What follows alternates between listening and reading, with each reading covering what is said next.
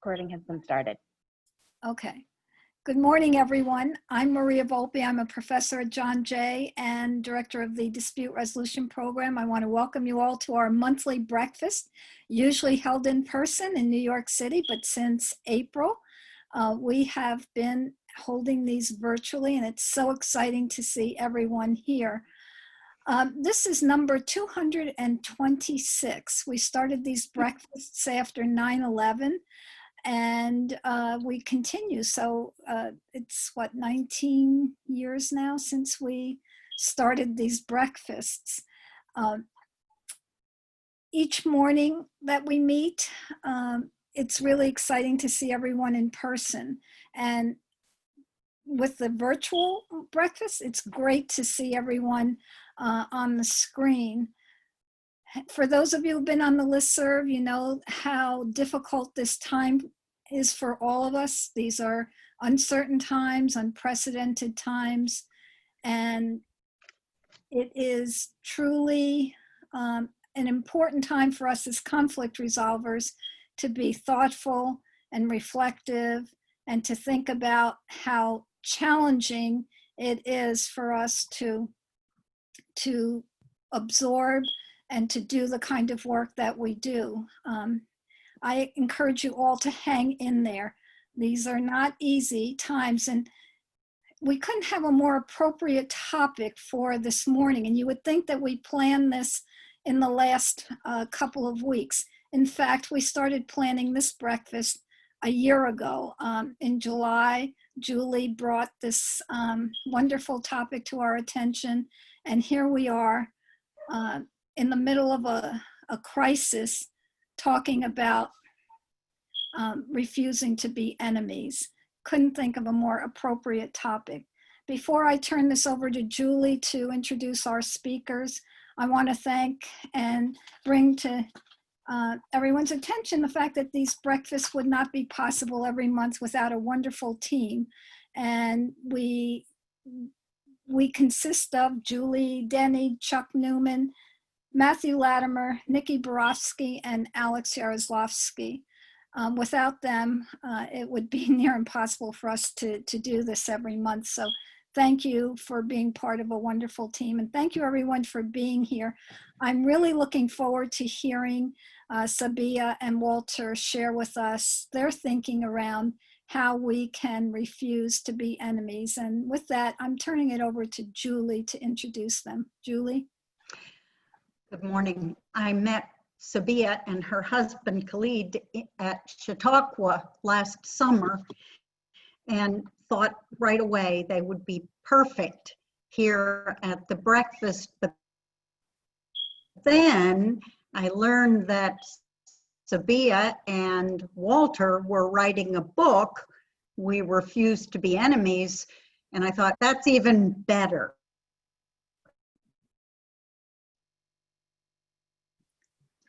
So that's how we linked up. Her book was shortlisted for the William Saroyan International Prize for Writing, and it received several other nominations and awards. She's also a contributor to the Wall Street Journal and the New York Daily News. Eager to raise her sons in a Muslim community, she was instrumental in the construction of a mosque on Staten Island, where she and Khalid then lived. She served as a hospital administrator for 25 years, and then, as a result of a grandson's autism diagnosis, co-founded the New York chapter of the National Autism Association. She has dedicated decades to interfaith dialogue and now serves as a board member of the Muslim-Jewish Solidarity Committee. Walter Ruby is a veteran activist in Muslim-Jewish relations. He served as Muslim-Jewish Relations Director at the Foundation for Ethnic Understanding, where he brought together literally thousands of Jews and Muslims in more than 30 countries around the world. He serves as executive director of Jews, Muslims, and Allies Acting Together, a grassroots community of Muslim, Jewish, and interfaith activists in the greater Washington area, and as coordinator of the Washington area chapter of Project Rosanna, which works to strengthen ties between Israelis and Palestinians through healthcare.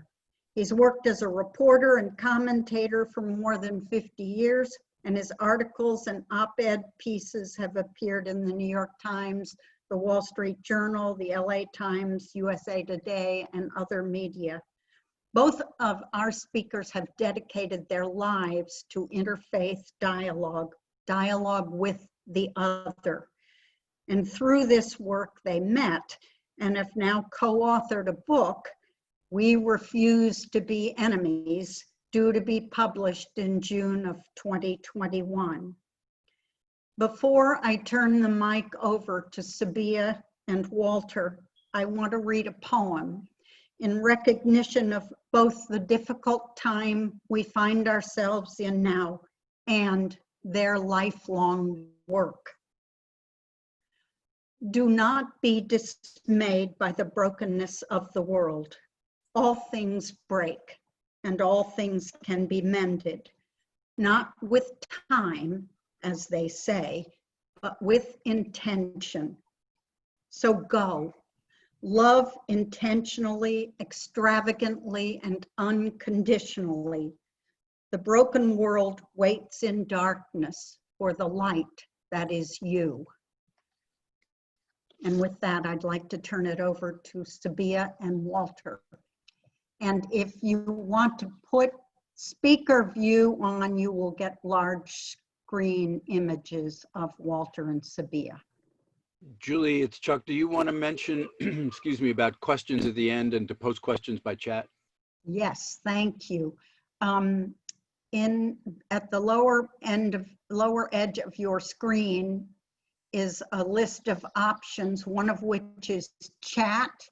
Clearly, a lot of you already know about it because there are already 29 entries. But if you have a question during the presentation, if you'll put it in there, I'll try to pull out similar questions and pose them at the end of the presentation. Thanks, Chuck. Good morning.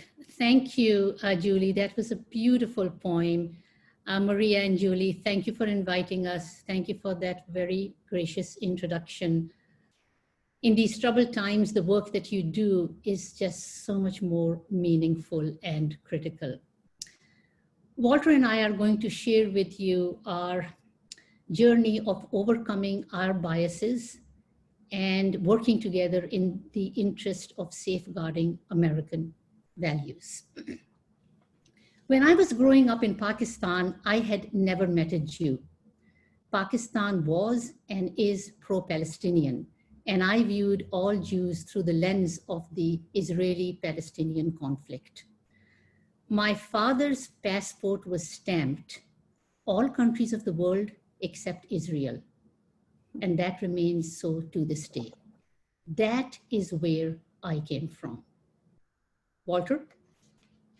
Thanks so much, Sabeeha, and thanks. This is very moving for me to be speaking to all of you. This is our first chance to really talk about our book before a live audience. So thank you so much, Julie and everyone. So like Sabeeha, very much like Sabeeha, I had never met a Muslim until I would say well into my 20s. What I knew of Muslims growing up, what I knew of them, Muslims and Arabs, came from a book called Exodus by Leon Uris. Some of you of a certain age may remember it. It was a very well-written book, but it was really a propaganda job about good Jews and bad Arabs, about the birth of the state of Israel. And it moved me deeply as a 9 and 10-year-old. And then at the age of 11, I got to spend a year in Israel because my father was on sabbatical at the Weizmann Institute in the city of Rehovot there. And I just became completely connected to and immersed in Israel and life and feeling my oneness with the country and the land and affirming my Jewishness. And yet, so that was, but the thing was, I didn't meet any Muslims then. I didn't meet any Palestinians because all of the Palestinians in that area had either left or been evicted during the 1948 war. And that was all not talked about at that time and for many, many years afterwards. We came home after the year, and I, by the late 60s, I was much more of a 60s radical, pro-Viet Cong, and also taking on seeing that also brought me to more pro-Palestinian point of view, even though I had not yet met a Palestinian. But at the same time, I felt that I needed to go back to Israel if I wasn't going to be happy in my life. I happened at that time to be married to a Christian woman named Gloria, who may or may not be on this call. But anyway, that's what happened. We went together to Israel. Yeah, life was complicated. Thanks. So the first time I met a Jewish person was when I came to the United States.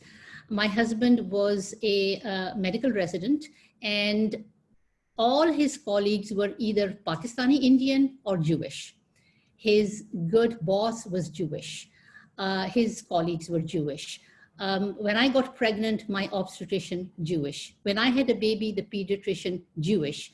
And then I end up buying a house in an Orthodox Jewish community. I had no idea what I was getting into. I liked the house, I got it. And on Saturday, I decided to go introduce myself to my neighbors, and I went ringing doorbells and nobody was answering. We then paid a visit to my husband's Jewish colleague, another physician, and his wife said to me, "You are living in an Orthodox Jewish neighborhood. This is the Young Israel neighborhood in Staten Island. How do you fit in? How will you fit in?" And of course, I had no idea what she was talking about. I came home and mentioned this to my father, who was visiting from Pakistan. And he used to see every Saturday the families walking down the sidewalk, going to the temple, mommies pushing the carriages, daddies holding their sons' hands, all very nicely dressed up. And he was impressed. And he said to me, "You know, people of faith, no matter what their faith, make good neighbors. They are disciplined, they go live by the rules, and this is going to be good for your children." He was right. And I got a bonus out of it. I no longer had to explain to my children why we don't have Christmas, why we don't eat pork. And it was a wonderful experience being a minority amongst minorities. How about you, Walter? Well, Sabeeha, at the age of 26 in 1976, I went back to Israel and I lived through there for the next 3 years. That was in many ways the happiest, most exciting period of my life because I became a journalist there and was working for the Jerusalem Post and other papers there and covering cutting edge news, Sadat's visit to Jerusalem and it was just an incredibly exciting time for me, based in the north of Israel in Haifa. And so at that time, I began also encountering meeting Palestinians as a journalist and learning about what they were going through. And one who touched me in particular was not a Muslim, although I talked to many Muslims, but a priest by the name, a Greek Catholic priest by the name of Father Elias Shakur, who was an incredible advocate for nonviolent resistance, and so it was kind of like meeting the way it felt like it was meeting Martin Luther King in some ways. Those experiences, I think, led me ultimately. I had to make a decision after 3 years if I was going to stay or if I was going to go back to the States, and if I was going to stay and become a citizen or go back to the States. Eventually, I did decide to come back. I think part of it was because I didn't want to be. First of all, I felt I couldn't go into the army in good conscience, the Israeli army. I didn't want to be sort of on one side or the other in that way. I felt a lot of compassion and love for both peoples. So I came back, but I still wanted to be involved in the issue, and it sort of happened anyway that I became the New York correspondent for the Jerusalem Post and for American Jewish newspapers. And I found myself covering the Israeli-Palestinian peace process, often from the United Nations or other places around the world. I visited I was a privilege to cover the Palestine National Conference in 1980 Congress in 1988 in Algiers and saw Yasser Arafat declare the independence of the state of Palestine. So these were very, very powerful experiences.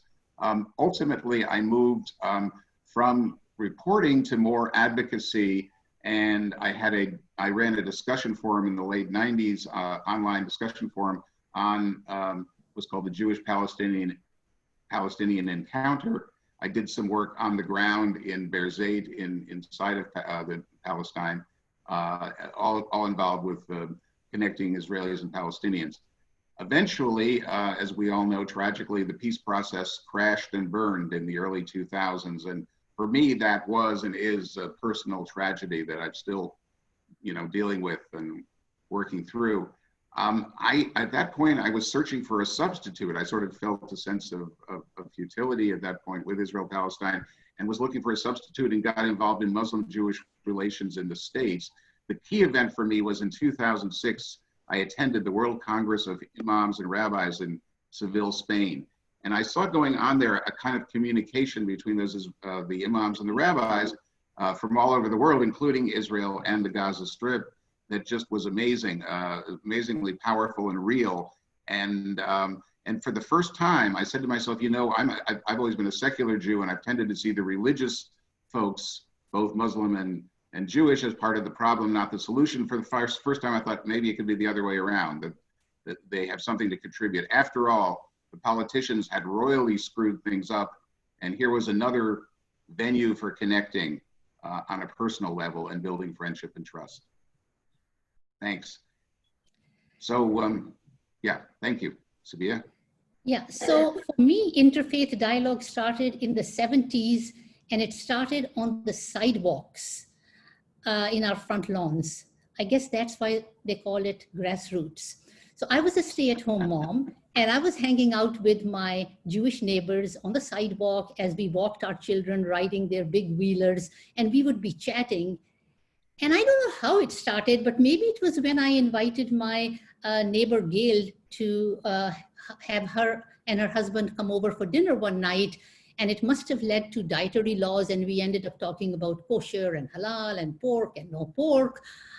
One of them asked me, shall we meet up for coffee? And I'm saying, it's Ramadan. Well, what is that? How did you and your husband meet? It was an arranged marriage. Really? What is that all about? Come on in, let me show you my wedding photos. And now I want to see your wedding photos. And now I'm trying to figure out, the champagne glass, like, does the groom's feet get injured? How does he protect that? So all that dialogue, started getting us to become very familiar with one another. And I felt that I wanted my Pakistani Muslim friends to meet all these nice Jewish ladies. And I wanted these nice Jewish ladies to meet my nice Muslim Pakistani friends, because I didn't want them to think that I am unique or that I am an outlier, that everybody else, we were all nice people. So we started congregating in living rooms, and then eventually Khalid and I started getting invited to give talks on Islam at houses of worship. I was speaking to women's groups. My husband was writing a monthly column in the Staten Island Advance newspaper on Islam. And finally, after 9/11, when I left my career to get involved in autism, I joined the American Society for Muslim Advancement, which was dedicated to interfaith work, and it became my profession. And as the director of interfaith relations, we subscribed to some ground rules about how to engage in interfaith dialogue. And so these ground rules were: let each group define itself, enter with an honest intent to listen, focus on commonalities, our shared heritage, shared values, stress pluralism as enjoined by the faith, and keep politics mainly out of it. Let's agree to disagree respectfully on the Israeli-Palestinian conflict and keep our focus on working together here at home in America. So gradually our calendars started getting populated with interfaith iftar, Eid, Jummah. I was noting Muslims on our calendars Sabbath, Rosh Hashanah, Seder, Yom Kippur, Christmas, Easter, and that became almost a way of life for us. How about you, Walter? Well, about a year after the amazing conference in Spain, I happened to bring an old friend, Rabbi Mark Schneier, who was an Orthodox rabbi and president of the Foundation for Ethnic Understanding, to a meeting with Muslim high school students in Queens. That the principal had asked me if I could bring a Jewish leader. It went very well. It was transformative for him, apparently, because he decided to make Muslim-Jewish relations kind of the most, the most prominent feature of the work that the Foundation for Ethnic Understanding was doing, and hired me eventually as Muslim-Jewish program director for the foundation. That would have been in early 2008. And then, I was there for almost 10 years, I think 9 years, till 2017. And it was really an incredible experience. So I was supposed to like organize Muslims and Jews, bring them together. We came up with something called the Weekend of Twinning, and the idea, and which later became the Season of Twinning. But anyway, the idea was the foundation would bring together as many as possible mosques and synagogues, one-on-one for or Muslim and Jewish organizations, let's say women's groups or student groups, and and make that happen. So I was arranging these events. I was became what's called in Yiddish a shadchan, a matchmaker. I became a Jewish Muslim matchmaker, and organized as was said, hundreds of these events, mostly in the States, but also across Europe and in other unlikely venues that some of which I was able to visit, like Morocco and Tunisia. We had Muslim-Jewish encounters. So that's what I was doing. I was loving it, but oftentimes I'd be on a plane or something, and you'd start talking to the person in the next seat, and he or she would say, "So what do you do for a living?" And I say, "Well, I do Muslim-Jewish relations." And they would either go, "Oh my God," or they would go, "Oi, that must be the worst job in the world." I mean, that's what people would say. So that either the worst job or the hardest job. I would say, no, it's the best job I've ever had. And it's been far more successful than I would have imagined at the beginning. And that is true. I came into it with some trepidation, but it went very, very well. It was something about the excitement of connection, of learning about the other. I think other people like me were disappointed by the collapse of the Israeli-Palestinian peace process, looking for an alternative. And it just went very well. And I think that also the two communities needed each other in different ways, which we can discuss later on. But I found it working. The one issue, obviously, the 800-pound gorilla in the room was the Israeli-Palestinian conflict, how to handle it. And I'll be talking that through a little bit later. But right at the beginning, we came up with a formula, which was basically, that we would urge at these twinning events that maybe the rabbi and the imam would start the meeting with a prayer for peace and reconciliation in Israel-Palestine. And then after that, we would make an announcement that the rest of this meeting is not about Israel-Palestine. It's how can we strengthen Muslim-Jewish relations in New York, in Paris, in London, in LA, in Miami, wherever the meeting was. So and it worked pretty well for a long time. Although later on, I began gradually urging more direct forms of engagement on the Israel-Palestine issue, as I'll explain later.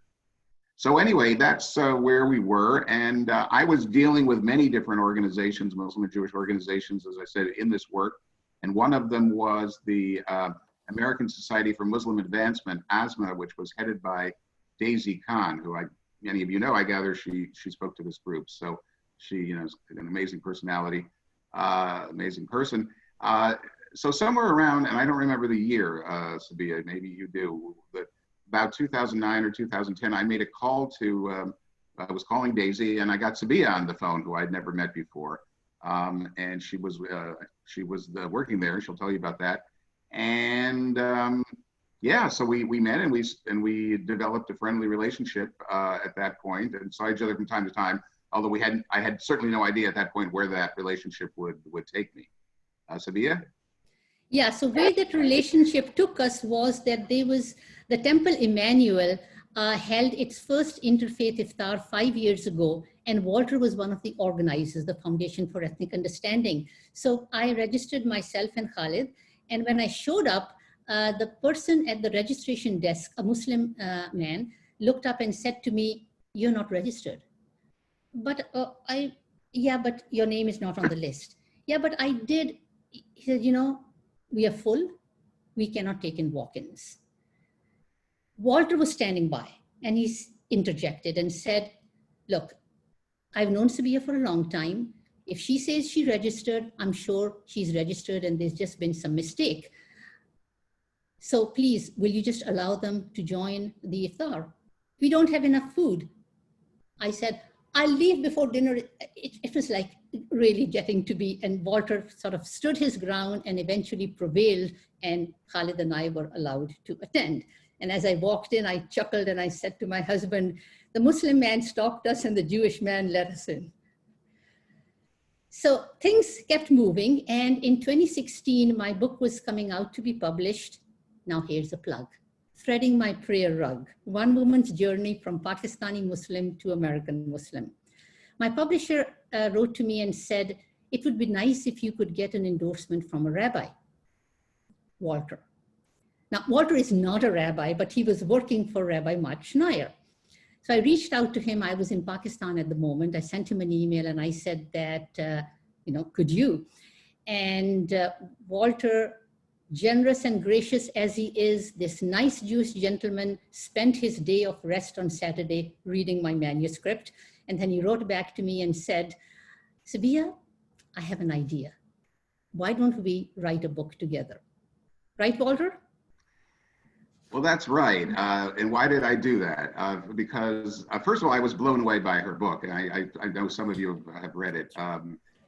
I just the kind of warmth and humor and honesty really amazed me. And I've read a lot of these kind of books, and it really was the best I'd ever read. And I said, boy, if I was going to write a book with a Muslim co-author, I'd like to approach Sabeeha. And I had been thinking about that for a long time because I wanted to do such a book with a Muslim co-author, or the right Muslim co-author, because I felt that, I wanted to tell the world the story of what we had been up to over the last, starting in 2007, 2008, not only myself, obviously, or Mark Schneier and Sabeeha and Daisy Khan, but there are a whole coterie of people around the US and in Canada and in Europe who had really been building this Muslim-Jewish connection. And I always felt that it was kind of the untold story, that nobody, not enough people knew about it, although it was having a really important impact. Maybe Muslims and Jews were being brought together. They didn't even know how quite that had happened, but I wanted to tell that story. And then Sabeeha mentioned that her book came out in 2016. We know what happened in 2016. Basically, by the time we started getting serious, the two of us, about really doing this, we're up to 2018. And we're seeing a situation where both of our communities are feeling really threatened by the rise of bigotry and authoritarianism in the United States. And I felt that as the two largest minority communities in the States, I wanted to write a manifesto where we would say, in a sense, that as the two largest religious communities in the more minority religious communities in the States, we needed to stand together. We might need to stand up for each other, and we need to stand up in support of democracy, human rights, and religious freedom for all. And we need to do that because that's what makes Muslim and Jewish life viable in this country. So yeah, go ahead, Walter. Sorry. Right, I guess now. So we wanted now to segue into the four principles that Sabeeha and I developed in our work, or in terms of writing the book. And we felt that the most important contributions that this movement has made, going forward. So we wanted to share briefly with you those four principles, which are very central to our work. The first one is, if you save one life, it is as if you have saved the world. I'm sure many of you have heard that expression. It is central in both Judaism and Islam, in the Talmud and in the Quran. The Talmud says, whoever destroys a single life is considered by Scripture to have destroyed the whole world, and whoever saves a single life is considered to have saved the whole world. And the Quran says almost the same thing, almost the same thought sequence. Whoever kills a soul, unless for corruption done in the land, it is as if he has slain mankind entirely. And whoever saves one, it is as though they have saved humankind entirely. So, so as I'd always, you know, even though I'm a non-observant Jew, as I've said, I had always been inspired by that great moral teaching, and I thought that's a great Jewish moral teaching. And then in December 2007, just before I began working for the Foundation for Ethnic Understanding, I went as a reporter for the New York Jewish Week to cover an event at a Muslim organization. I don't even remember now which one it was, one of the main ones in New York City, honoring a young man named Hassan Askari, who was called he was called sort of the subway hero. And what had happened was he was a young Bangladeshi immigrant, and he was riding on the New York City subway late in November of December of 2007. He saw skinheads accost 3 Jews and start cursing them and then began beating them. He jumped into the fray, pulled the alarm, so the police got on to the next stop. But while that was happening, he was in the midst of the scuffle. He came out with 2 black eyes, and anyway, and he was then later honored. The point was that I'm at this event, and I hear the speaker say, you know, about Hassan, that, you know, he embodied this thing, is that if you save one life, it is though you saved the world. And I was astounded because I had no idea that was in the Quran. And it was really very, very powerful for me that I saw for the first time that there's a commitment to mercy, compassion, justice, and the preciousness of every life in the Quran as well as in the Jewish teachings. Sabeeha? And I had no idea that this was also in the Talmud. The first time I heard of it was when we Muslim women organized a Holocaust Remembrance Day. And at this event, and I'm going to read a bit from our upcoming book. The Muslim speaker is now speaking. The world failed the Jewish community. Layla al-Askari spoke on behalf of the Muslims in the room. Layla is in this room right now. It is our responsibility to make sure that this never happens again. She quoted the Quran. If you kill one person, it is as though you have killed all of humanity. And if you save a life, it is as though you have saved all of humanity.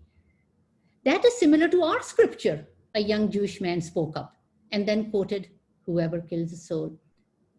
I had no idea that the Jewish scripture contained the same injunction and in almost the same words. It was like God was simply reissuing the same edict centuries later, almost like a copy and paste.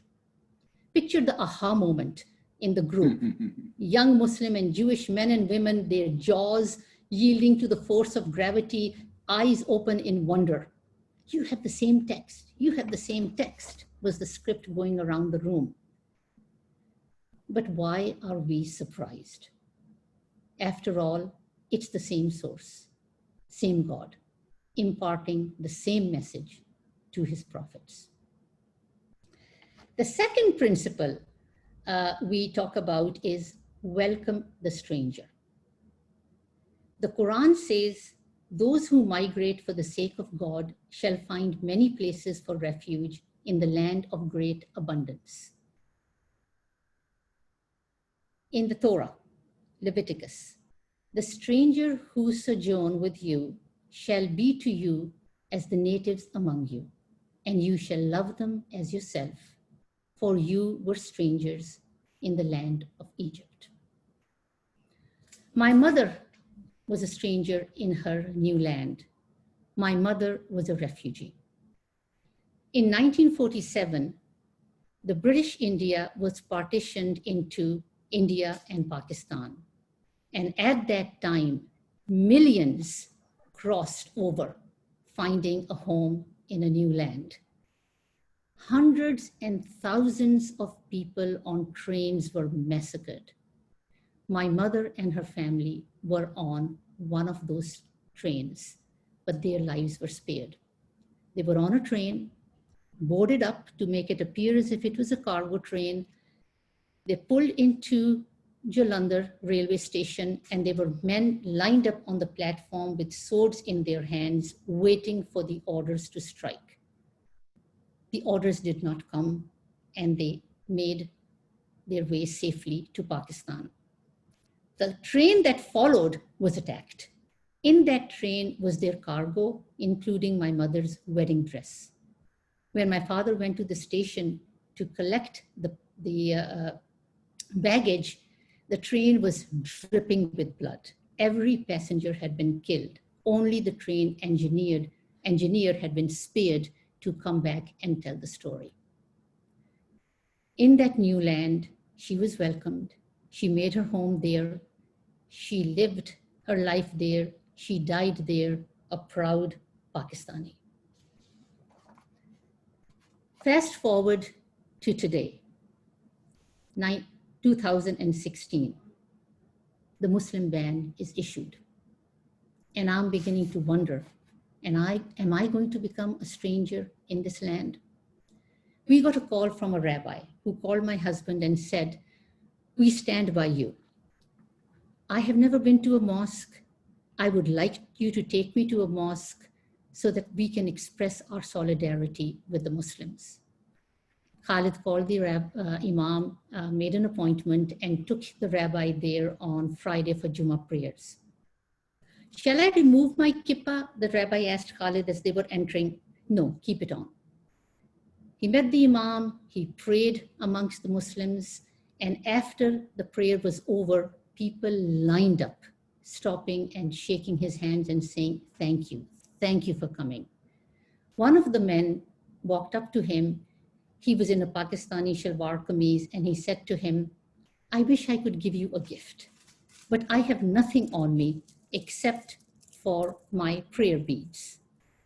This is a family heirloom that I always keep on me, and I would like you to have this." The rabbi teared up, as did Khalid.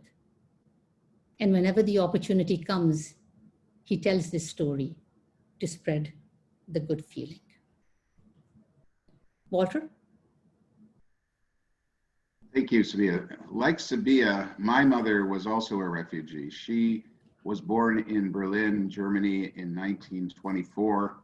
And obviously we know Hitler came to power in 1933.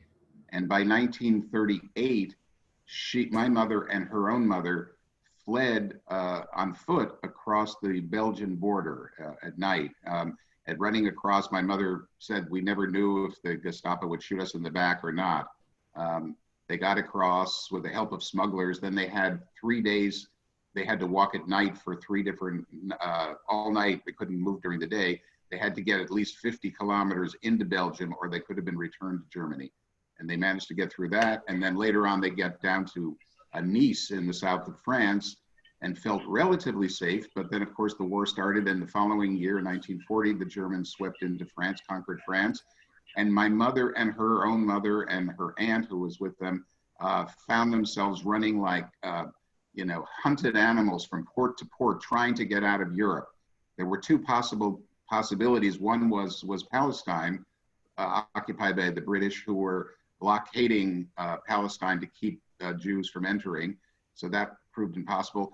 The other one was America, but America was essentially closed to any kind of to Jewish refugees. There were strict quotas, and as many of you know, anti-Semitism within the State Department was quite rife, and they were basically put on very long waiting lists. And as a result, hundreds of thousands of Jews ended up dying who might have been saved if the U.S. had a different policy, would certainly have been saved.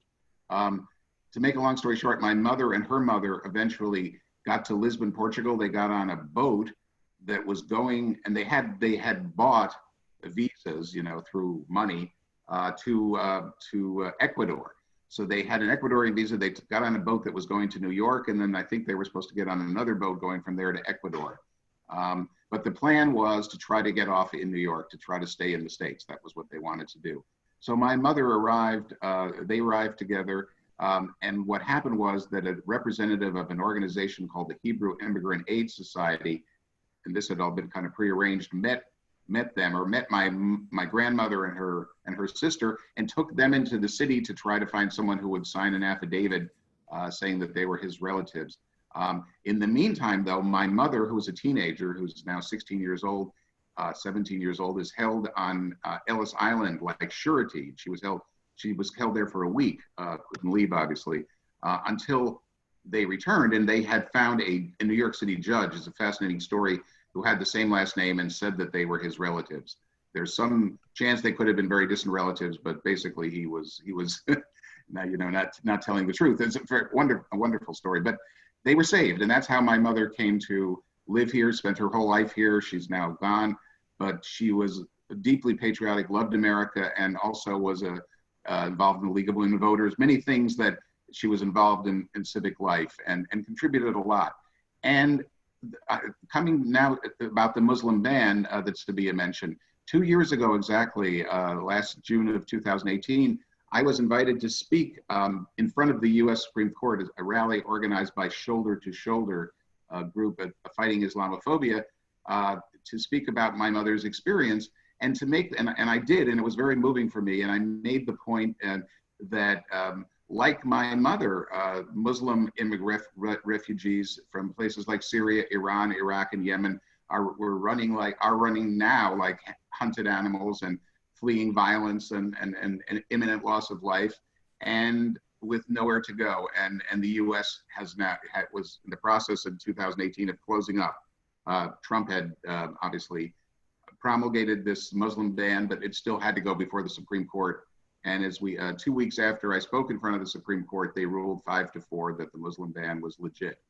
But I'm very, which is a tragedy, and we're still fighting it. And I see my friend Gary Sampliner here from Shoulder to Shoulder has been involved in fighting the Muslim ban, is on with us today. So that's the second principle of why welcome the stranger matters to us so much. And the third one is what we call in Arabic Islah, and in Hebrew Tikkun Olam, twin concepts. Islah basically, it translates as reform, in the sense of to improve, to better, to put something in a better position. Tikkun Olam is Hebrew for repairing the world, and has come over the centuries to connote social action and pursuit of social justice. For me, these two concepts convey what I call the common moral imperative in both of our faiths to help those most in need. And this is one of the most powerful ways that we, in the Muslim-Jewish encounter, come together. We come together to talk to each other about our faiths, but we also come together to do good work in the tradition of both faiths. I want to just mention very quickly a person who I invited. I'm not sure if he's with us today. Zamir Hassan, who's the founder of something called Muslims Against Hunger. And I consider Zamir to be a tzaddik, which is Hebrew for a righteous soul.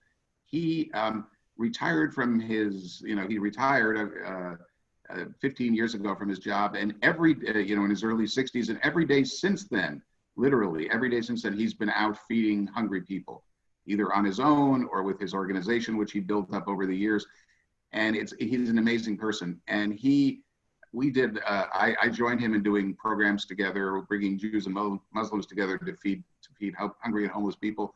And I just want to share one thing Zamir said, which was, look, we can come together and talk to each other and learn about each other. That's very important. But if we get together, if we go to a homeless shelter and we're standing behind a table ladling out soup, a Jewish man standing next to a Muslim woman, and there's going to be a connection there. There's solidarity, and they'll start talking to each other, and they'll do good works at the same time, and that's a whole lot better in his mind. So, they're both. Personally, I feel they're both very, very important. But Tikkun Olam and Islah are really at the heart of what we are about. Sabeeha? Yeah, one of my experiences of Islah and Tikkun Olam was Sadaka, charity in both faiths. I belong to an organization, and some of my friends here do too, the Sisterhood of Salam Shalom, which is Muslim and Jewish women coming together to overcome prejudice and bias, one person at a time. At Christmas time, I had the experience of part of the sisterhood of serving Christmas meals at a church. And this happens all across America. We have chapters all over the country. And it allows our Christian fellow Americans to take the day off. So Muslim and Jewish women and men, you know, we got capped and gowned and gloved. We took our assignments, fanned out. Some were serving at stations, some were rinsing dishes, others were spreading out to talk to the seated guests. And for 2 hours, that is all we did, loving every minute of it. A charitable act makes one feel good, but when you do it together, mine and Karen Singer's soiled gloved hands rubbing against one another, it becomes an act of joy. And if you are of different faiths, it makes you wonder if you are really that different. For me, these were moments when the playing field felt smooth and even. The fourth principle, standing up for each other. It's a value we both communities embrace. And this principle has evolved as our communities have come under attack. And as that has happened, we have experienced the expression of this principle. One example is the travel ban. When that happened, on a bright, sunny Sunday in February 2017, my husband and I stood in Times Square among thousands who were waving posters that said, "Today I am a Muslim too," except that they were not Muslims. The Foundation for Ethnic Understanding, Walter's organization, had organized this event.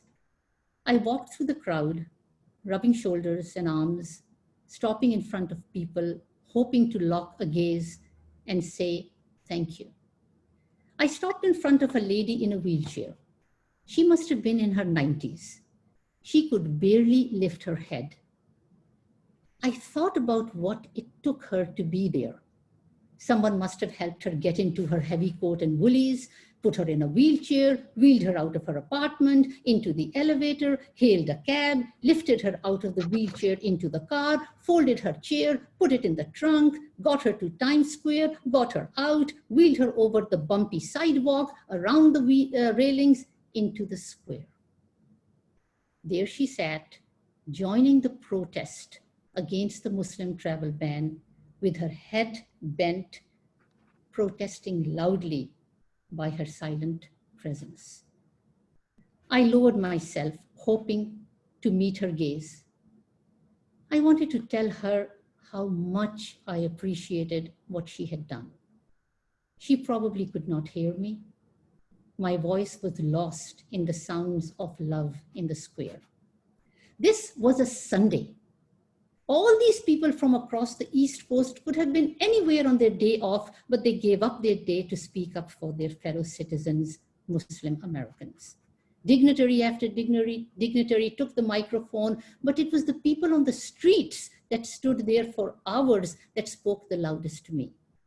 My non-Muslim friends from across the nation who were following the news were texting me their love notes.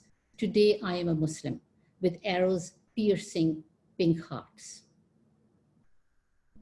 And then, only a few days later, the tables were reversed, and it was turn of the Muslims to stand up for the rights of their fellow Americans.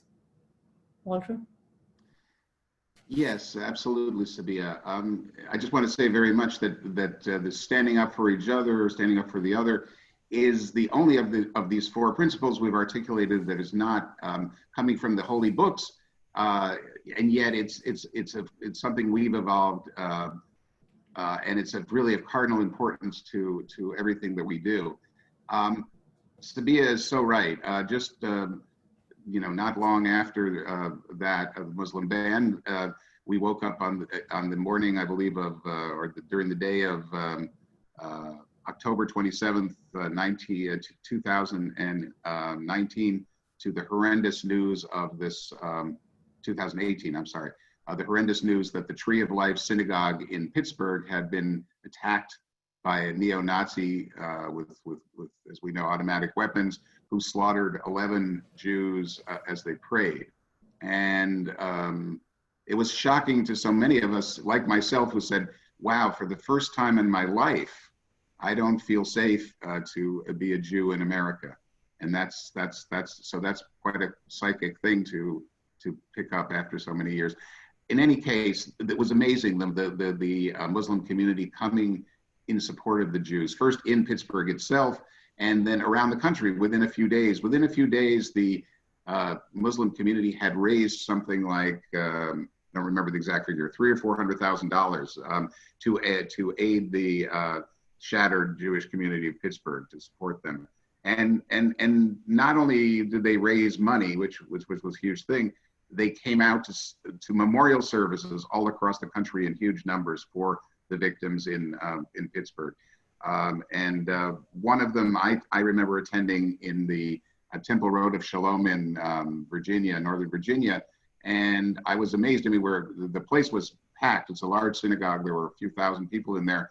And it seemed to me like a third of them were Muslims, which was so amazing and so moving to me. And I was, as the speeches were going on, I saw there was a Muslim man sitting next to me with his two small children. He brought them out at night, and I sort of thought, why would he do, And I just sort of asked him, well, why are you here? And he said, it's natural for me to be here after what happened. My neighbors have been attacked. We are all in this together. At that moment, I reached out to shake his hand and then spontaneously hugged him. Wish I could do that now, but I can't. That was a great moment, and that is the spirit that we need to carry forward. Sabeeha? It hasn't always been a walk in the park, interfaith dialogue. We have faced challenges, and we have faced challenges from within and without. I was at Chautauqua Institution when a woman gave a lecture on how to win over hearts and minds and overcome biases. And she said, don't give people facts and figures, tell your stories. Stories is what moves people. So I went to the microphone and I said to her that, we're trying to do that. I've written a book, my husband and I give talks, but what we see is that we are preaching to the choir. Only those people invite us who are open-minded, willing to listen to us. So what can we do to reach the rest? And she said, these people will not invite you, but they will invite me, meaning her, and people like me. So tell us your stories and we will tell your stories to them. So I'm reaching out to you all now and saying to you, we are telling you our stories. Please tell our stories to your network. She also went on to say that don't overestimate the open-mindedness of your audience. The skeptics are there, but they came, they listened, and that's a start. The other challenge that we have is getting a critical mass of Muslims to participate in interfaith dialogue. I don't know what the issue is, but in our Sisterhood of Salam Shalom, each time a chapter has to be launched, we need to have 50-50 split. The Jewish women are coming in droves, being put on the waiting list, and we are having difficulty getting enough Muslim women to get a chapter started. Some chapters just don't get off the ground for the very same reason. Some have closed for that reason. And I don't know if it's lack of trust. Is it that we are small in numbers? Is it that immigrant Muslims like myself are on a certain trajectory and are not there yet? I don't know, but it's a challenge. Walter? Well, I really respect Sabeeha for raising that issue, but I want to say that the same challenge exists in the Jewish community.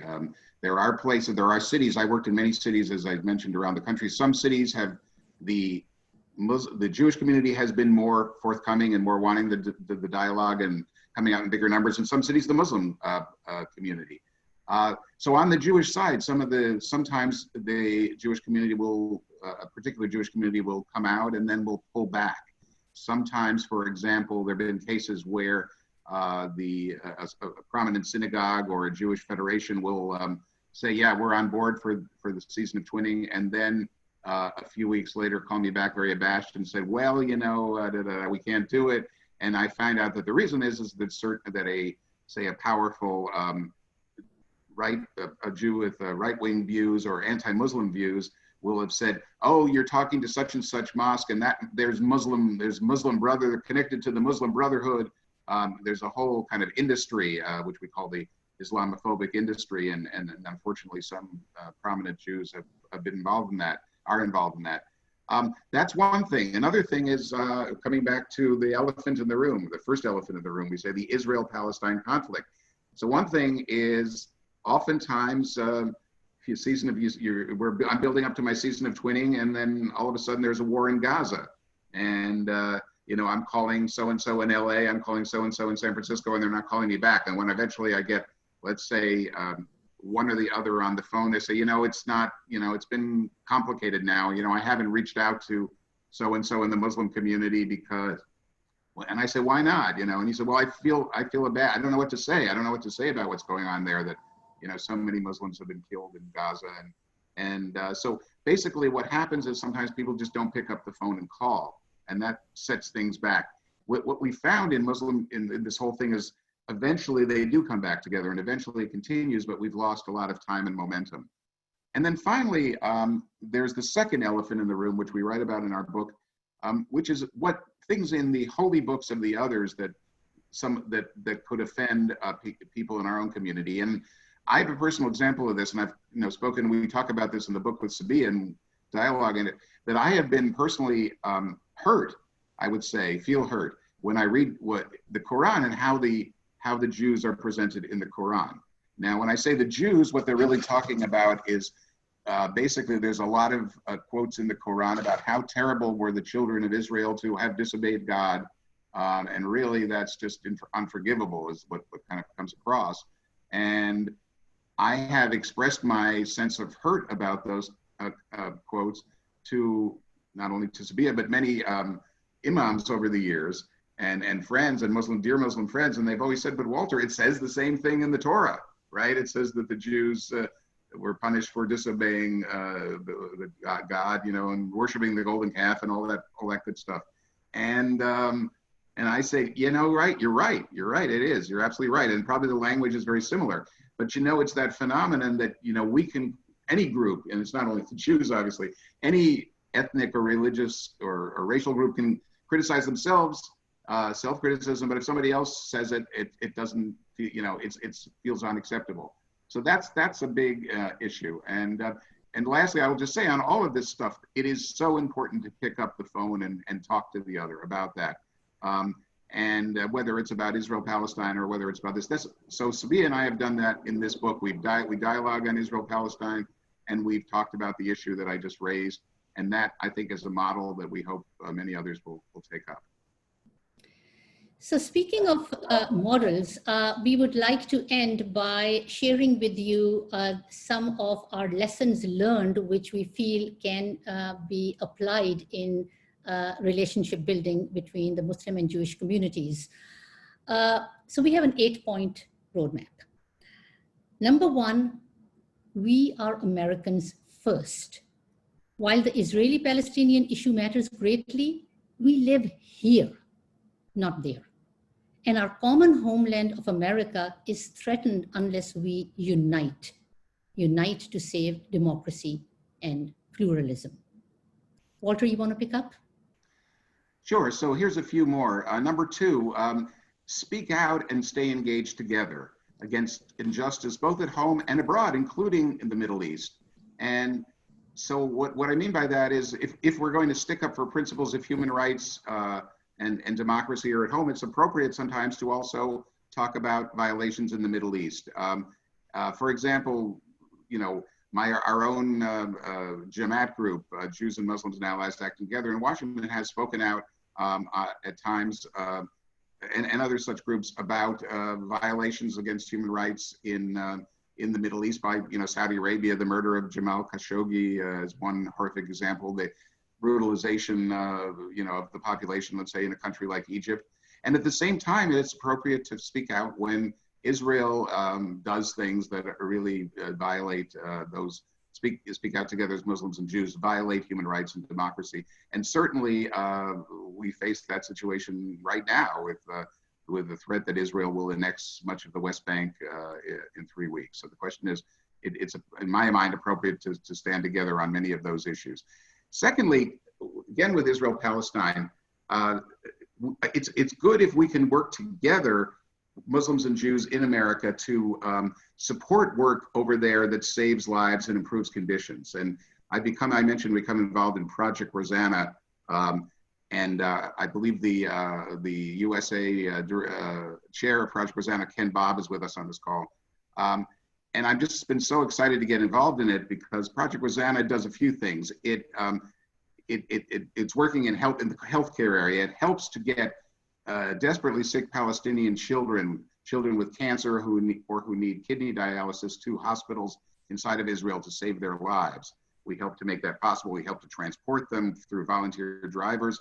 We also help with the training of Palestinian doctors to get them advanced training, again, often in Israeli hospitals or universities, so they can bring those skills back to Palestine. And thirdly, right now, we have Project Rosanna is doing a campaign, a fundraising effort, because to cover the cost of delivering, we've purchased and delivered 20 ventilators, which we're getting to hospitals in the West Bank and Gaza. So all of this, I mean, this thing, first of all, if you save one life, literally, you save the world. And here we're really literally saving lives.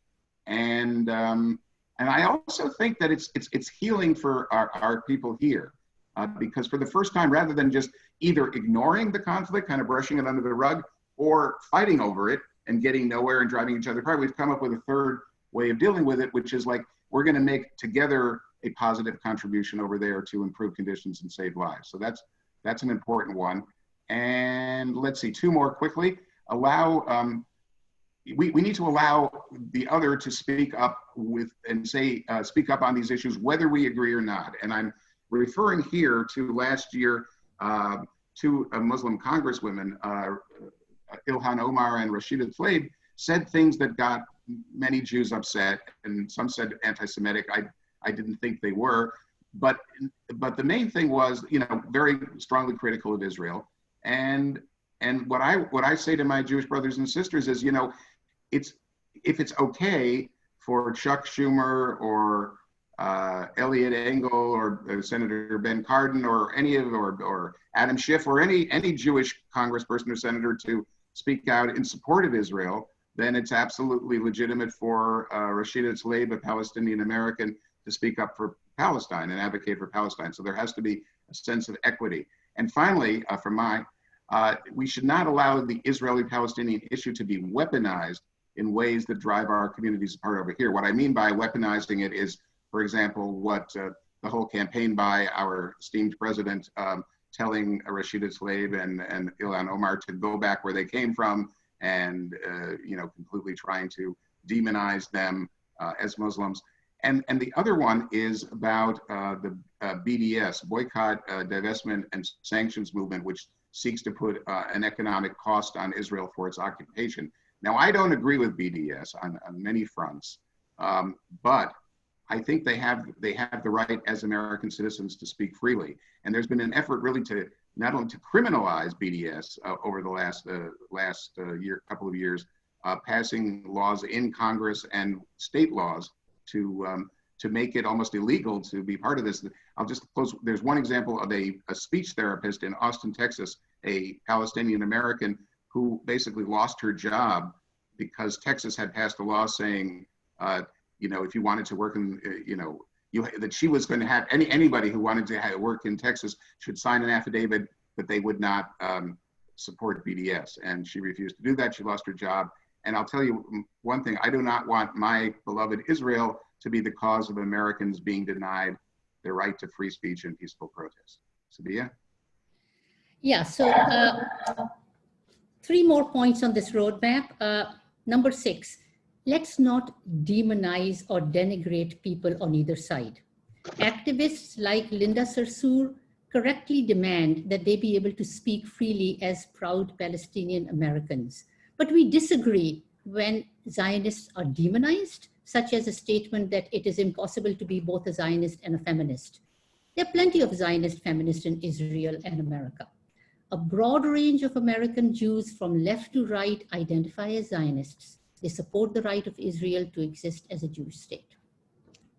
Number 7, Muslims should engage with mainstream American Jews who consider themselves Zionists, rather than allying themselves exclusively with anti-Zionist fringe groups like Jewish Voices for Peace. Jews should engage with Muslims like Taleb, Omar, and Sarsour. We need to dialogue with the people whom we disagree on Israel-Palestine, but agree on many other issues like advocating for diversity, freedom of speech, and democracy here at home for Americans. And finally, let's be cautious about labeling one another as anti-Semitic or Islamophobic. We acknowledge the sensitivities of both communities. Criticizing Israel policies or political leaders is just that, a criticism of policies and policy makers. It's not a declaration against Jews. Likewise, being critical of leaders or policies carried out by a Muslim country does not translate into Islamophobia. Yet, we need to be keenly aware of heightened sensitivities on the other side so that our statements are not construed as anti-Semitic or Islamophobic, particularly if they are not meant as such.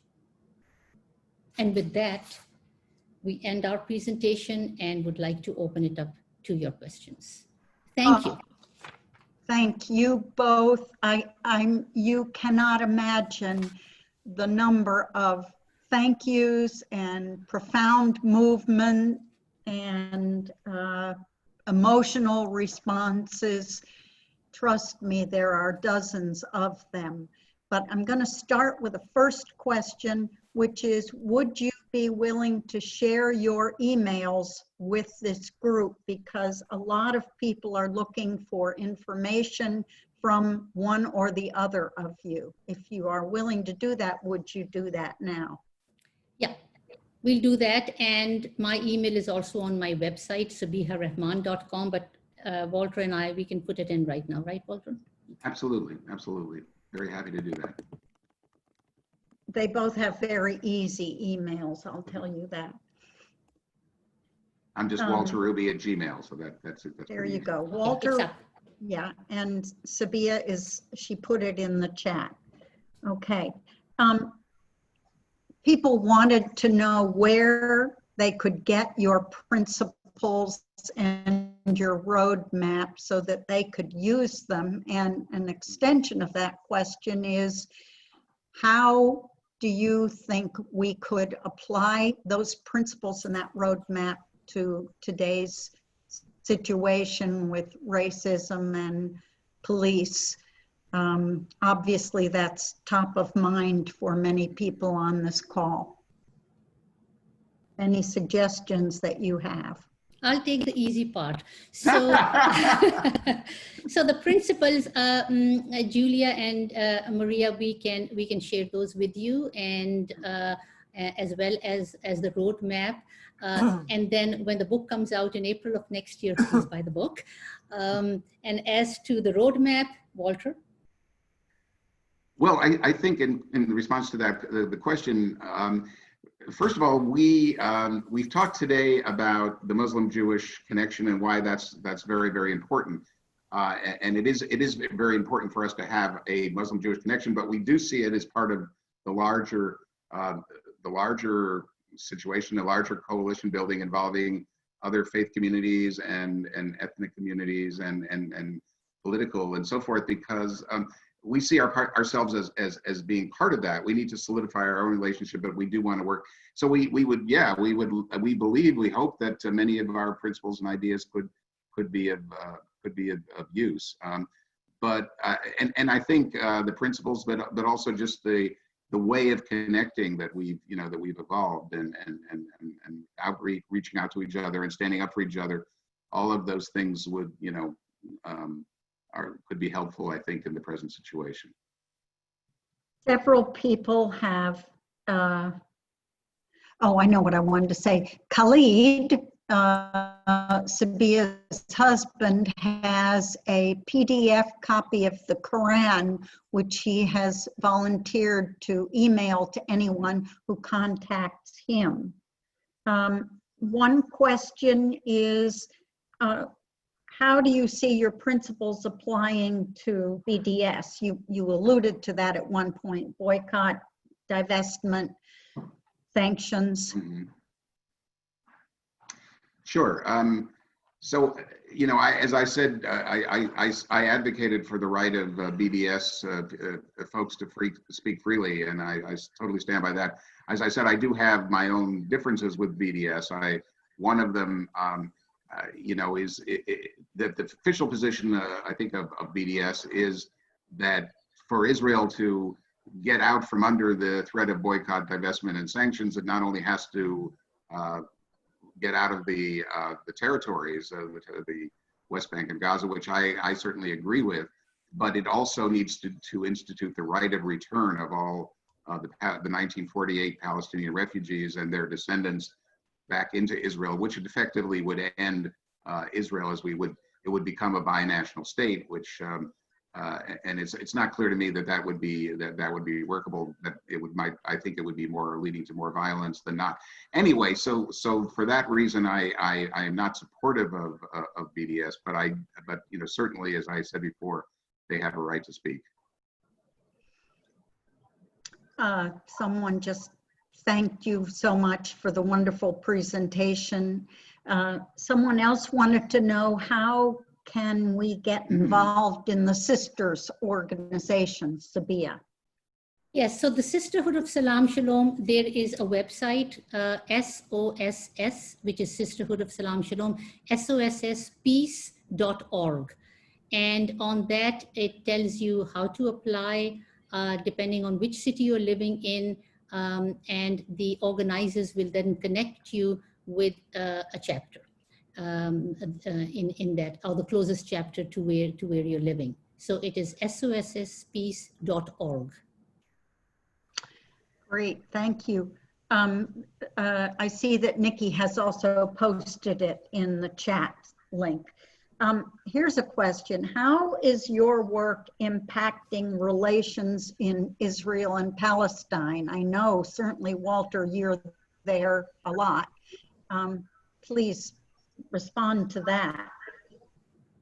Well, my dream, let's say, my hope has always been that Israelis and Palestinians will see this movement that we've been building mostly abroad, mostly in what we call the diaspora, and will be inspired by it, and will be inspired with the understanding that, you know, we don't have to stay in this awful conflict.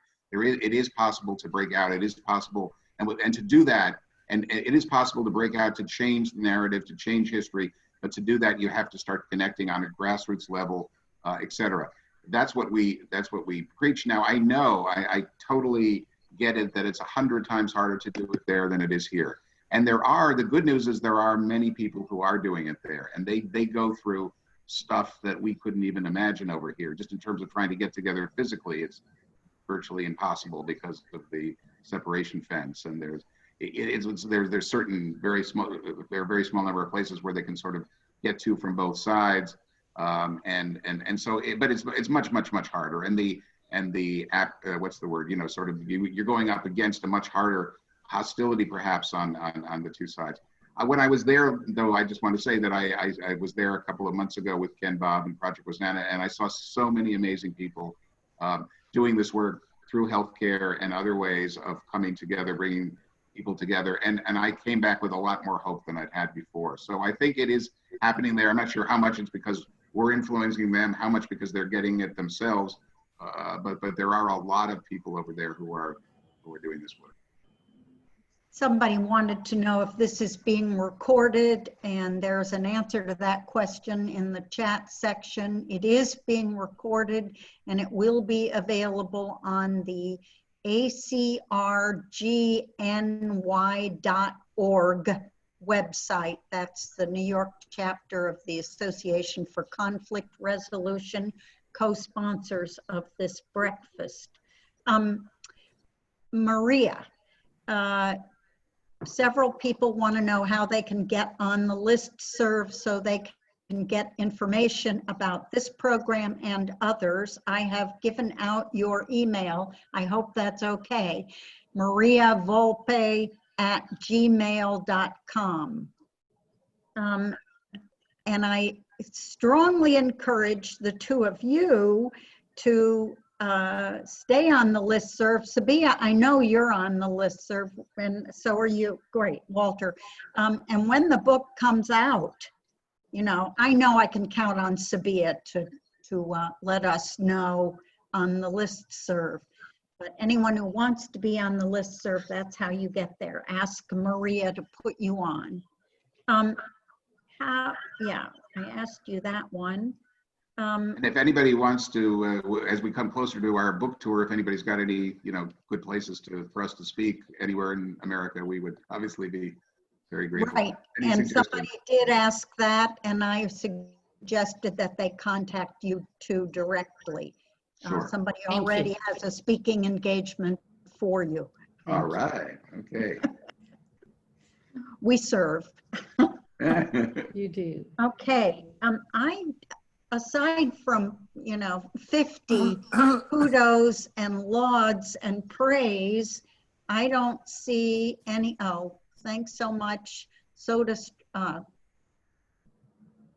yeah, a lot of what was going on in the chat section. Oh, the title of the book is, there are two books we talked about. One is Sabeeha's, which is Threading My Prayer Rug, One Woman's Journey from Pakistani Muslim to American Muslim. And the book that Walter and Sabeeha are publishing in a year is We Refuse to Be Enemies, exactly the title of this. Here's one. Any theory why the difference in language of anti-Semitic versus Islamophobia? Oh, one is, hang on, let me get it all. One is anti the other if fear-based as opposed to anti-Islam. Why different meaning to anti either? And it's from Adam Berner. It's not entirely clear, except that he believes the language of the anti is different. Do you two have a perception that it's different?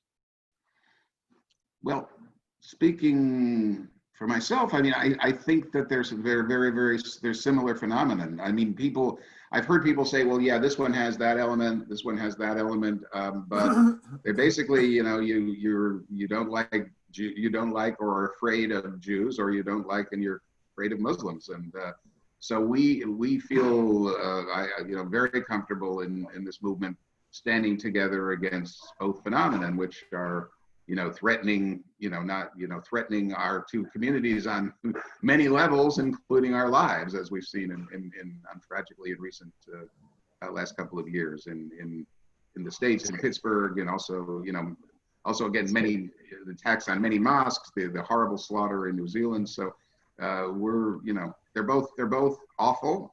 They're both racism. They're both hatred, and we have to fight them.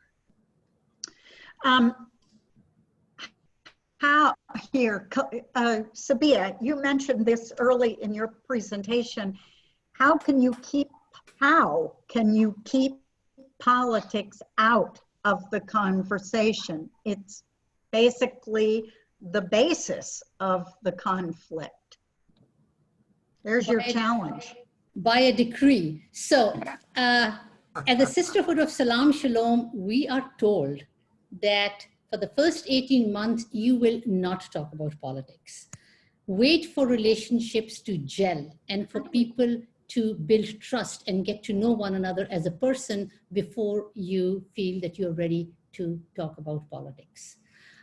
In my other interfaith groups, there has been often expressed that, we really want to talk about this. And then there have been the voices that have said, you know what, we are friends. Can't we just be friends? Can we just keep politics out of it?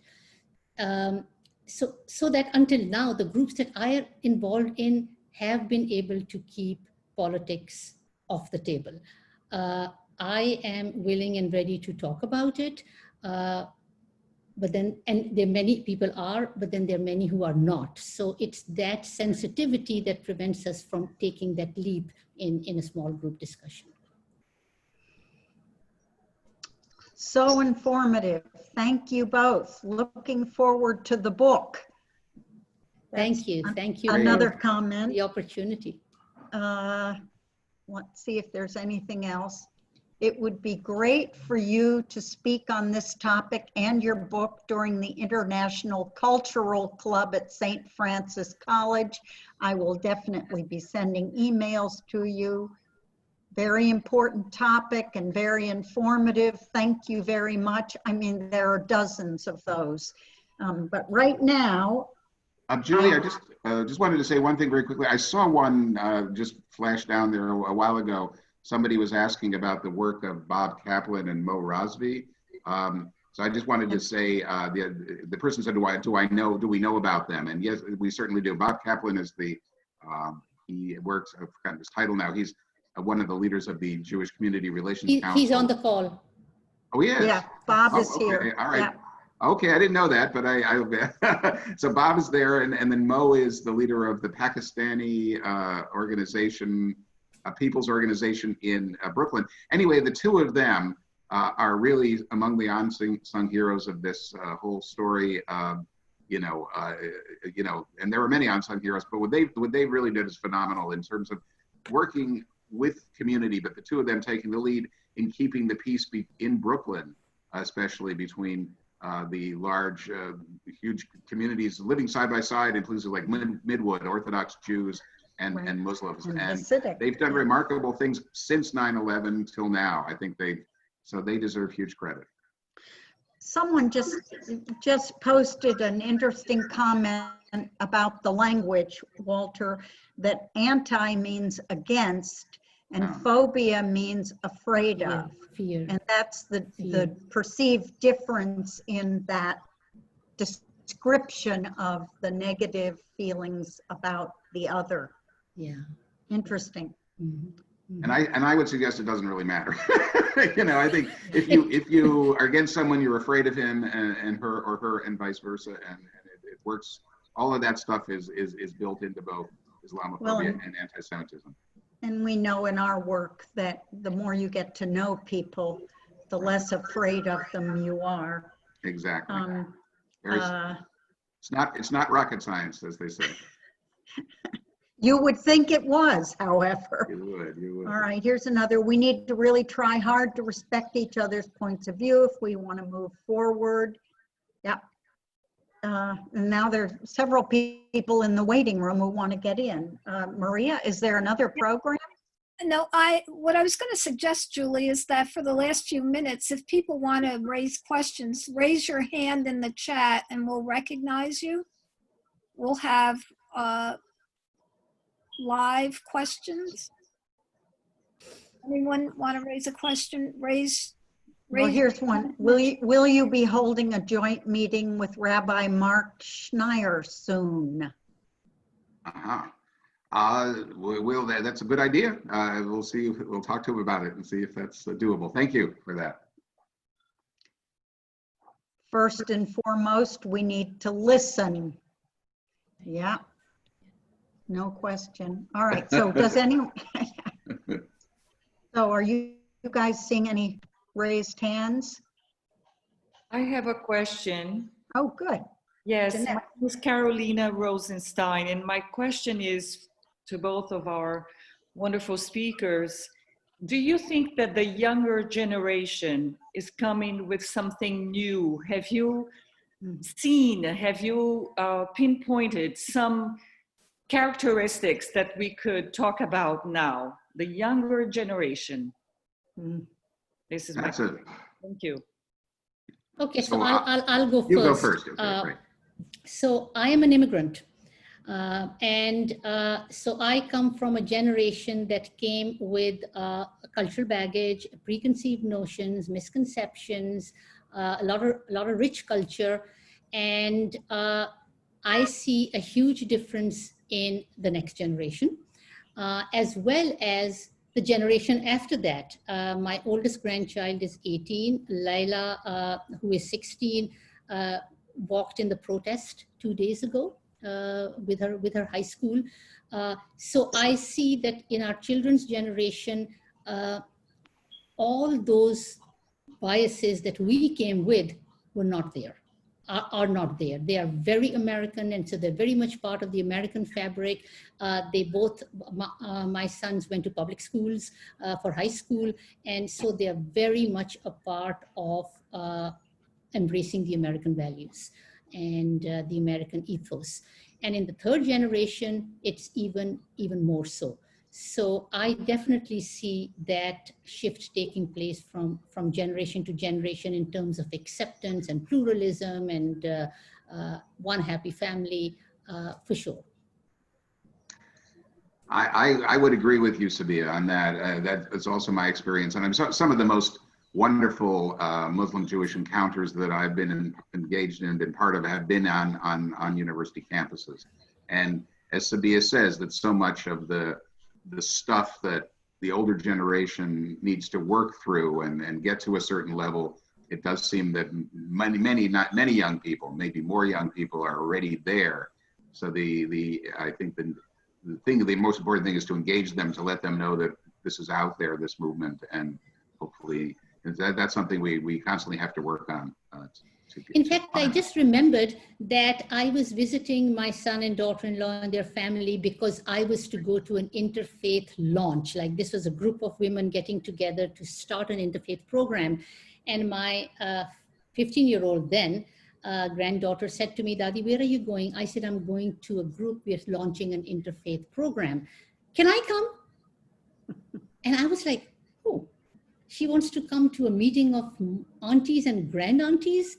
So I called the organizer and I said, "Can I bring my 15-year-old granddaughter?" Yeah, bring her.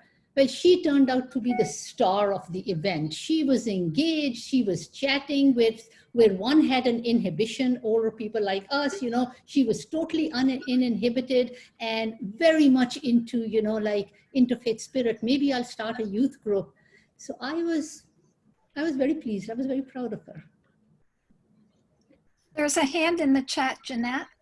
Yes, hi, I'm Jeanette Toledo from St. Francis International Club. I just have a general question. Are you already joined this breakfast? Am I on the list, or do I need to email the list of NYC, the website you put on there? How did you get the invitation? I think it was CUNY, ACR-GNY, I think it was. I'm not quite sure. So the co-sponsors of this breakfast are the Association for Conflict Resolution of Greater New York and the City University of New York Dispute Resolution Center at John Jay College. Right.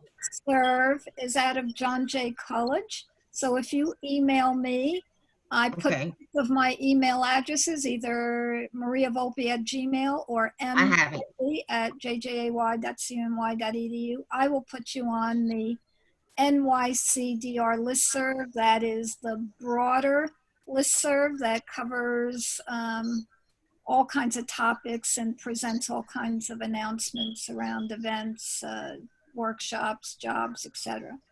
Awesome, because very informative, especially as a returning college student and the different age differences. But these are very important topics that could reach out and educate many of us. Thank you. I appreciate it very much. Thank you, Walter and Sabeeha. Very interesting, informative. Thank you. I will definitely reach out. Thank you. And I will post that poem. The poet is L.R. Knost, K-N-O-S-T, and I'll put it on the listserv.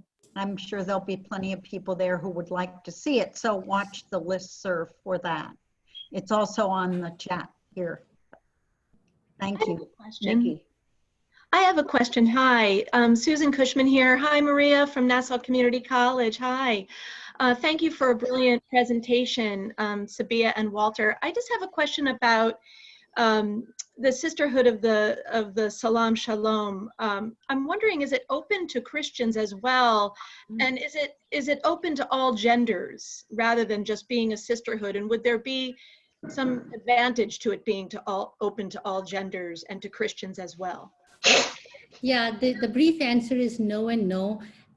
This has been talked about a lot, that should this include other faith communities as well. And the leadership of the organization has taken the position that Muslims and Jews are minorities, and we need to, within the issues that we deal with as minorities, we need to first start building our relationships together. And yes, and it's only for women, because women, I mean, we're sociable animals. We like to huddle in living rooms and sit and chat, and we're like consensus builders. No offense to anybody else, but we have certain qualities and peculiarities that can, I understand. build relationships together. So what happens is that at major events, like our annual conferences and other big events, we do have other faith communities there. We also have men over there. But in our chapters itself, the membership is limited only to Jews and Muslims, and only to women. And that's coming from the leadership that has that developed the mission and set it up. Yeah. And I can see the value of the having others in it as well, but this is how it's set up. Understood. Thank you. And maybe I could just add a comment that this is an issue. This is the issue, Susan, that you're raising is one that all of us struggle with every day, not only in the sisterhood, but everybody who's involved in Muslim-Jewish relations. And, as I said before, the way I see it, and there's a million different takes on this, is that Muslims and Jews have our own stuff to deal with, Israel-Palestine and how it impacts here, being the religious minorities and the other things. Those are very important. So it's very, very important that we build a strong relationship, let's say in America, that we don't allow things to get to the point, where you see over there with Gaza alongside Israel and rockets flying back and forth, or God forbid, people attacking each other with guns here in America. That's really, really important.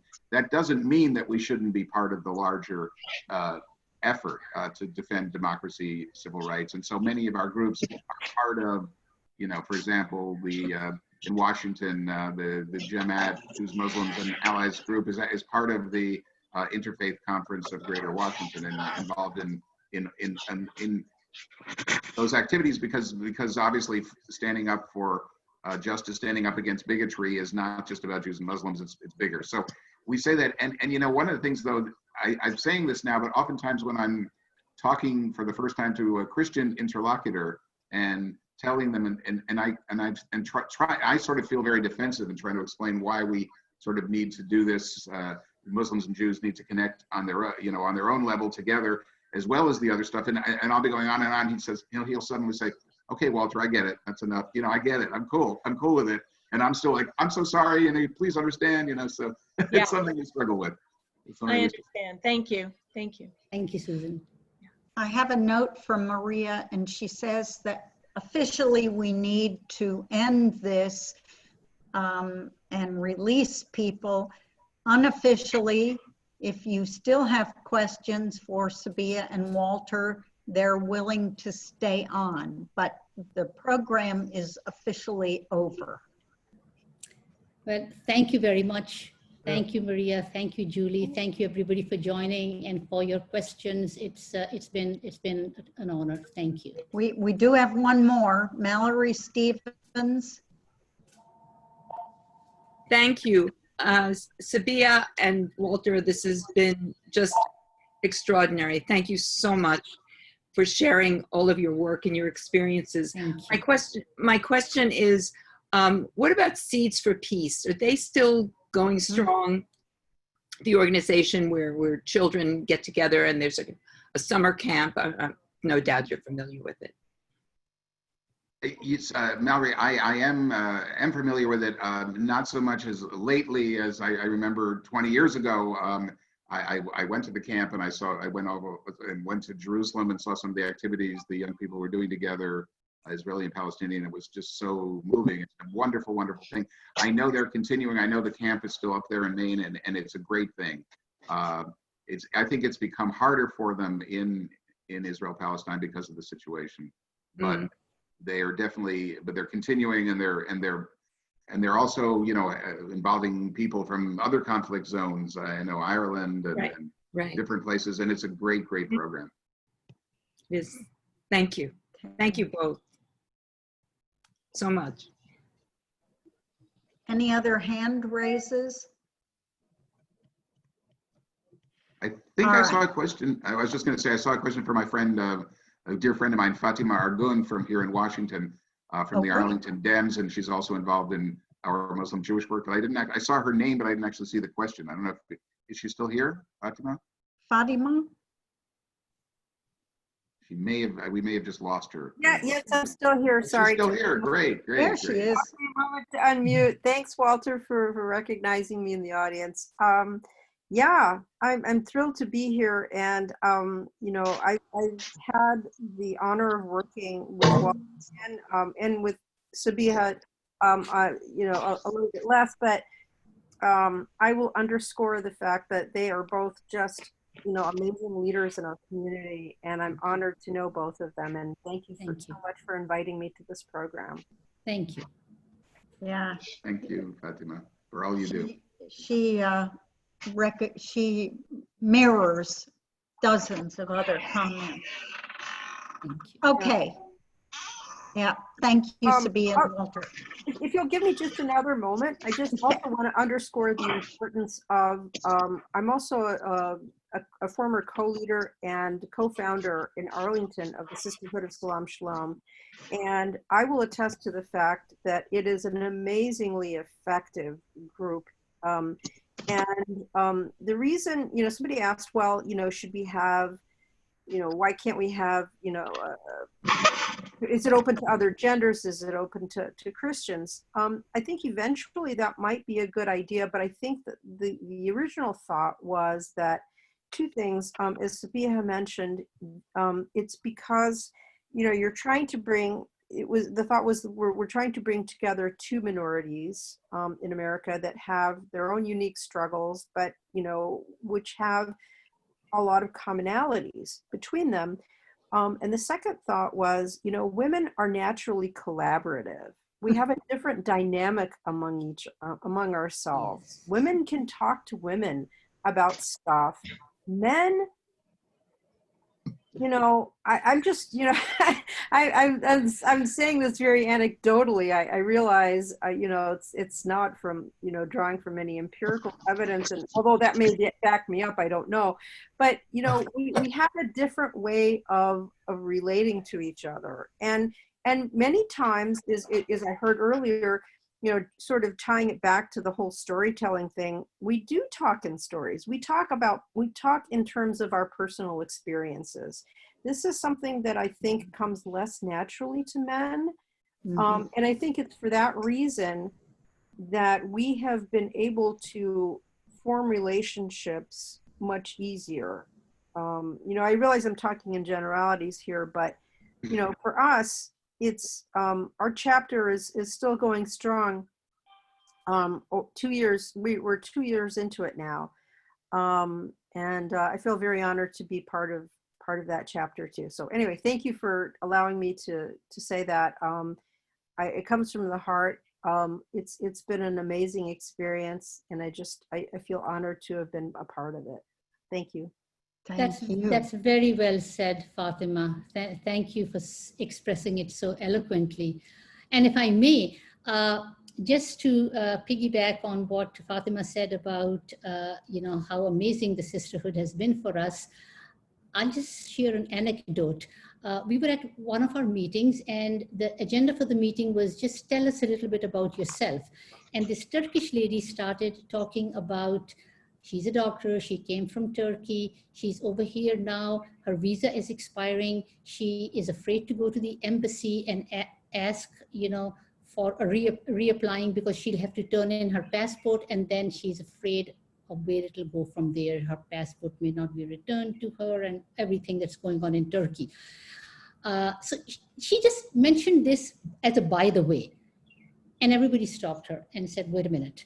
And people were flipping out their phones and say, call highest, call this, here's the name of a lawyer, this is what you need to do.